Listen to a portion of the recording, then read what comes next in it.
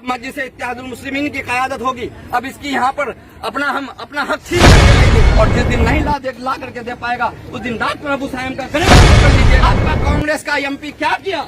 एक साल में एक कोई काम बता दीजिए, कोई नौजवान हाथ खड़ा करके कि हमारे आपने ये काम किया। नीतीश कुमार दोगला, जब पूरा बिहार सैलाब में डूब जाएगा, जब हमारे बच्चे पानी में डूब के मर जाएंगे, जब हमारा घर के अंदर में गड्ढा पड़ जाएगा, तब तुम पर हेलीकॉप्टर की सैर करने के लिए आओगे। ऐसी सरकार को नहीं चाहते हैं और हम ऐसी क़यादत को नहीं चाहते हैं। अब मस्जिद से इत्तेहादुल मुस्लिमीन की क़यादत होगी। अब इसकी यहाँ पर अपना हक छीन करके लेंगे। इसलिए नौजवानों, आज बदलाव का वक्त है। आप बदलोगे, पहले अपने आप को बदलने की कोशिश करोगे, तब यहाँ के हालात बदलेंगे। यहाँ के हालात आज 70 सालों में कुछ नहीं बदला। क्या बदला डॉक्टर साहब?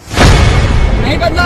इसमें खाली प्रतिनिधि की गलती नहीं है, ये हमारी गलती है। और प्रतिनिधि जो है, अगर कोई प्रतिनिधि आपका काम नहीं करता है, चाहे कोई भी हो, मुखिया, मेंबर, एमएलए, एमपी, कोई भी आपका प्रतिनिधि है, अगर वो सही ढंग से काम नहीं करता है, तो आईन ने आपको हक दिया है कि 5 साल के बाद आप उसको बदलिए। क्या मजबूरी है कि आप नहीं बदलते हैं? आप मुख्यमंत्री और प्रधानमंत्री बनाने के लिए वोट मत करो मेरे भाइयों, नौजवानों। अब प्रधानमंत्री और मुख्यमंत्री आपने सबका बनाया, आरजेडी का प्रधानमंत्री बनाया, कांग्रेस का प्रधानमंत्री बनाया, बीजेपी का प्रधानमंत्री बनाया, मुख्यमंत्री बनाया, किसी ने आपका काम नहीं किया। अगर आपको काम कराना है तो मस्जिद से इत्तेहादुल मुस्लिमीन की क़यादत में देख लीजिए। भारत का प्रधानमंत्री बीजेपी सरकार, बीजेपी का प्रधानमंत्री नरेंद्र मोदी है। उस नरेंद्र मोदी की सरकार रहते हुए 1 साल में इम्तियाज जलील साहब एयरपोर्ट बनाया और हॉस्पिटल बनाया। आपका कांग्रेस का एमपी क्या किया? एक साल में एक कोई काम बता दीजिए, कोई नौजवान हाथ खड़ा करके कि हमारे एमपी साहब ने ये काम किया, तो मैं दाद दूंगा।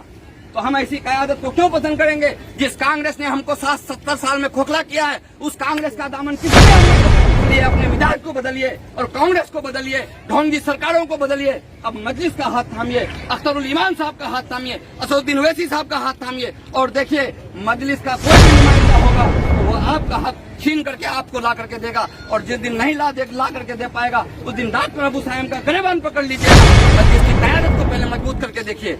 और मजलिस करके दिखाती है, बोलती नहीं है। हम काम से सेकुलर हैं, हम काम करते हैं। अब देख लीजिए मेरे भाइयों, तेलंगाना में, आंध्रा में 1 रुपया 45 पैसा बिजली पर यूनिट है। कितना है?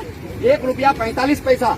और हमारे यहाँ बिहार में 6 रुपया 75 पैसा। में गलत बोल रहा हूँ? ये हमारे ऊपर जुल्म हो रहा है भाइयों। अगर इस जुल्म से बचना है तो आपको मजलिस की क़यादत को मजबूत करना पड़ेगा, असदुद्दीन ओवैसी साहब के हाथ को मजबूत करना पड़ेगा, अख्तरुल ईमान साहब के हाथ को मजबूत करना पड़ेगा। इसलिए आप लोग मस्जिद से इत्तेहादुल मुस्लिमीन का साथ देंगे ना मेरे भाइयों?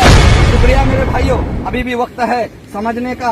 आप अपने 70 साल का मुहासबा कीजिए कि हमारे यहाँ क्या बदला, क्या नहीं बदला। देखिए ये जो रोड और पुल पुलिया बनता है ना, ये किसी सरकार के बाप का पैसा नहीं है, ये आपके देश का पैसा है। आपने जो हर चीज खरीदा है, मोबाइल खरीदा है, टी शर्ट खरीदा है, जूता खरीदा है, चप्पल खरीदा है, यहाँ तक के खाने पीने का भी आप सामान खरीदते हैं, तो उसमें एक पैसा सरकार को परसेंटेज टैक्स में जाता है, वही पैसा सरकार के खजाने में जमा रहता है। सरकार के बाप का पैसा नहीं है, ये हमारा कमाया हुआ पैसा है। और इस हक को छीन करके यहाँ इस्तेमाल करना, ये हमारी हक है, हमारा हक है, हमारा संवैधानिक हक है। जब तक हम इसके लिए आवाज नहीं उठाएंगे मेरे भाइयों, मुत्तहिद नहीं होंगे, तो फिर ये हमारा इसी तरह से हकमारी करता रहेगा, जैसे आजादी के बाद से आज तक सीमांचल के लोगों की हकमारी करता आया है।